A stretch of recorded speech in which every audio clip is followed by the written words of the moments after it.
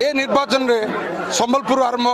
ए agenda रे संबलपुर आरंभ कारण मत से पार्लियामेंट कौन ठिया कर मत लगुच जमी मो घरे मुझे ठिया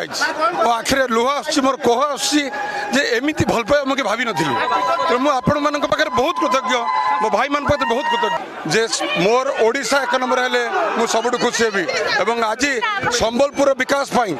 एवं संबलपुर आहरी रूपांतरीकरण मत ये ठिया कर मुख्य एजेंडा अच्छी संबलपुर पार्लियामेंट कन्स्टिट्यूएंसी रूपांतरण 1 नंबर की बाहर आमर विजु जनता दल गोटे सब थाए आमर लोकों सहित जनता सहित आमर काम जनता निष्पत्ति ने किए तो माननीय मुख्यमंत्री सहित 5 थर ठिया होती माननीय मुख्यमंत्री ठिया तेणुक सामने किए ठिया मुझे कथा के डिसाइड करनी कि भाभी भी ना माननीय मुख्यमंत्री जहाँ निष्पत्ति नी ओडावासी विशेषकर संबलपुरवासी सब सम्मान कर अनुरोध करी।